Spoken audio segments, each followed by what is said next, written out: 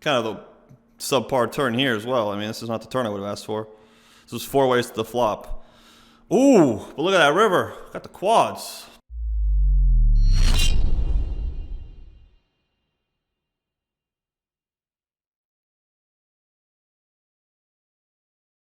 All right.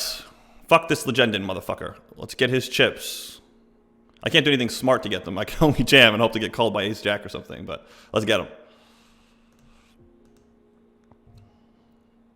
Oh, fuck, he's got jacks. Why do you have to have jacks? Ace would be nice. Jeej.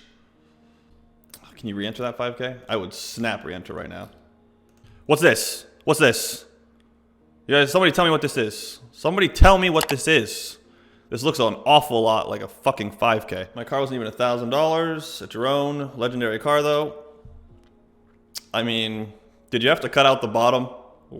Did you have to cut out the part where you're fucking where the brakes and the gas pedal are and try to Flintstones that shit? Because at $1,000, I bet there was a lot of pushing involved. All right. Seems tough. $1,000. To have a car that you don't have to Flintstones your way home sometimes. Seems tough. I'll mix here between check call and check raise. I'll mix here as well between barrel and check call. Every last breath. I'm gonna bluff the river.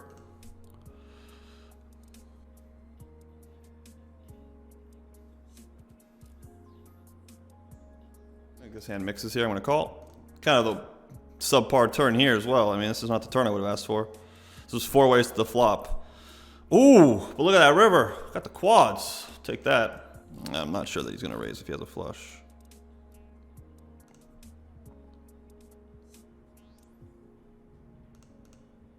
It's not the end of the world in terms of results. Caught a good flop here. I'm going to check raise here.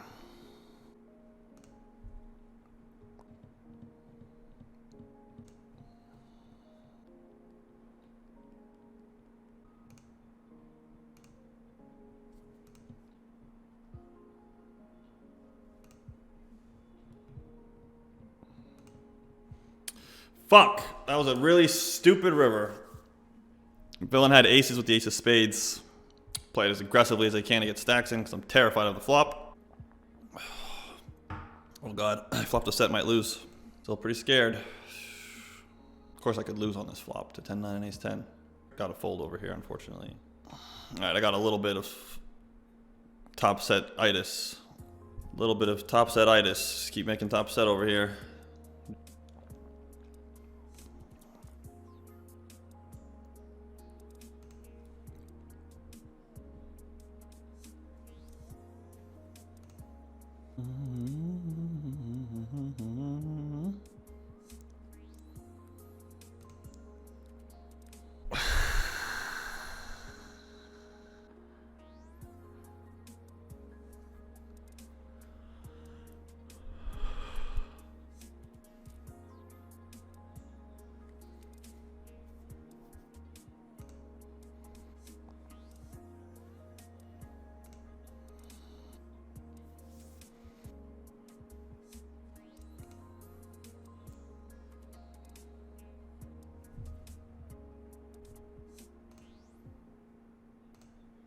Good river.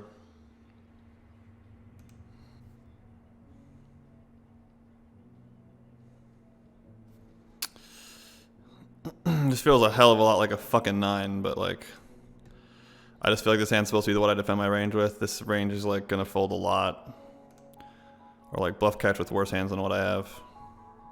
Most of the hands that beat this one bet, because this player just doesn't have much of a betting range. This player's supposed to check a lot, so like this isn't perfect, but gonna lose to like 9s, yeah.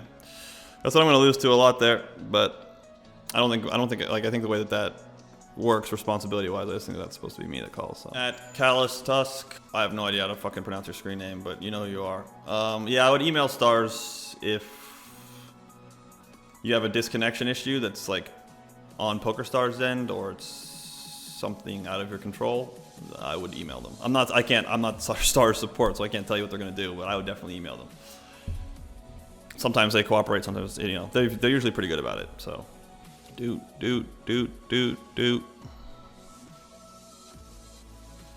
Oh, where the fuck is cremate? I gotta leave something to be. Well, it's like, not super thrilled about 4-betting for my own personal reasons. But I was thinking about it. It was a possibility, but not this time. If you're trying to go, hit me if you're trying to go. Just drop it in, man. I won't mess around. That's what I'm trying to do. Pretty good.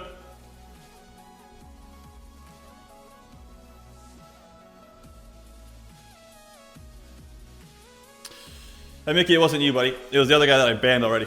You're good, man. You're good. I'm gonna check raise here, but I don't always do this. Fuck, I used to listen to this shit all the time.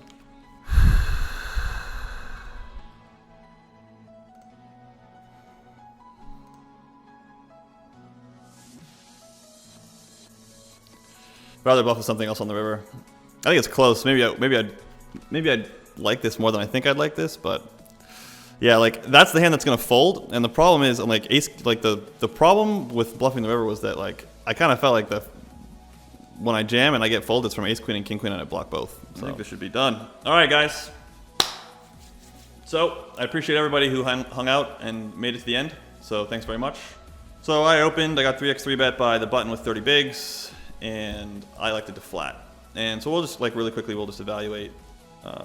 Using some quick models, like just to introduce people to like what I'm talking about, so people know. Because people have asked like, what is range converter? Like, what the fuck are you talking about?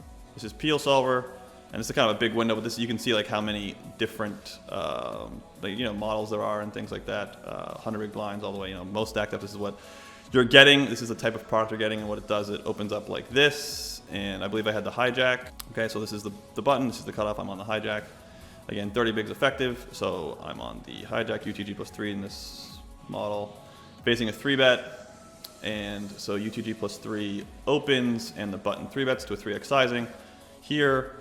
And hey YouTube, what's going on? It's BBZ here, and we've got a new video on BBZstaking.com introducing you to quantitative strategies, okay? So what the video is going to do is it's going to teach you how to calculate an MDF. It's going to teach you how to estimate your fold frequency on the river.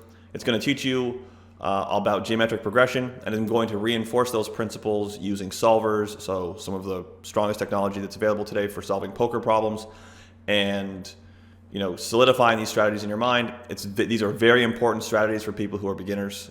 It's designed as a video for people who don't know a lot about no limit hold'em or who aren't really adept at these quantitative strategies. So with that, thanks very much for checking this video out, and I will see you guys soon. Bye-bye.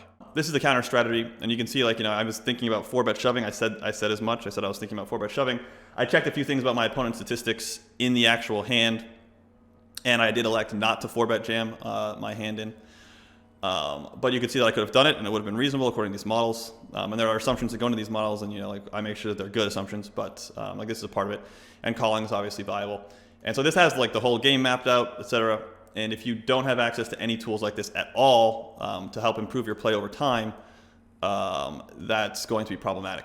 So, you know, I just really quickly wanted to introduce people to Range Converter, introduce people to what the product was, how I might use it, you know, just to like, you know, check my line. I knew what the fucking answer was, but that's not the point for showing this.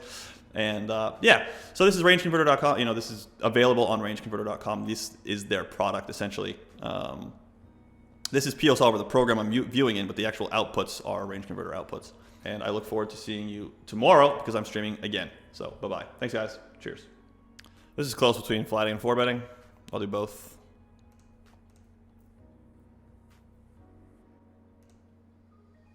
That's a bad card.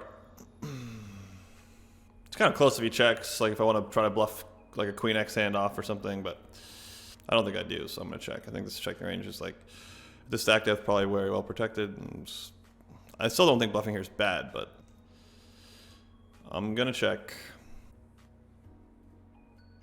Guess it's like ace queen or something. Yeah. if we're gonna run it.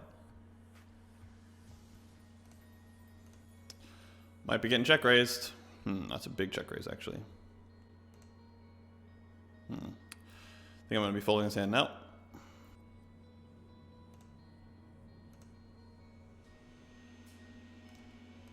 Chicken, broccoli, and rice.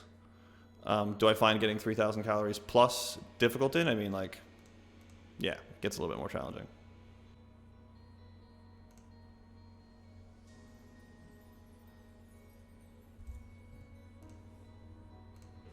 Probably should just jam this in almost, but like. Obviously, I'm going to get called by Jack 10 a lot. Ugh, that's an ace-high flush. Yeah. Nice hand. I like the bet size on the turn. It's good to keep that hand in that sizing. I tend to think people just aren't disciplined enough about doing that. So that's a well-played hand, I think. I got owned. I mean, I just didn't believe that, like... I believe that he could check the flop with ace-high flushes. I just undervalued his ability to include that hand in the bet small range at the same time. And so, like, there was a very well thought out way to play that hand and put that hand into that range. Is better than, like, just jamming at that SPR. It's just not obvious, right? Like, maybe check folding's better. Maybe I can't see that check calling's better, so maybe check folding's better.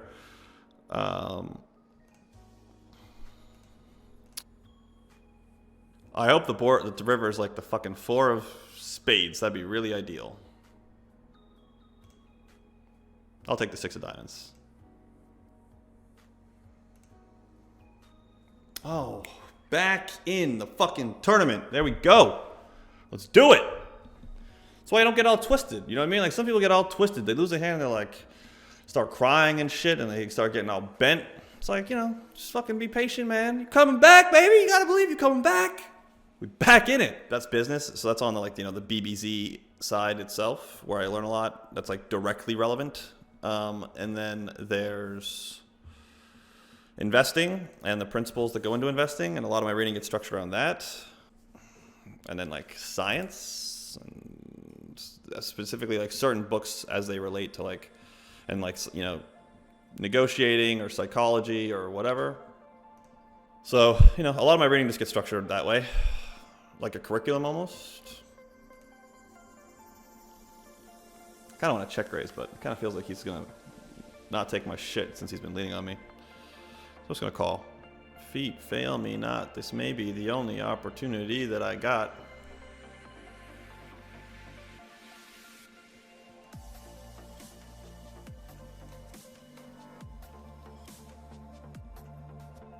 I think that people who think that they don't know what they're doing mostly don't know what they're doing.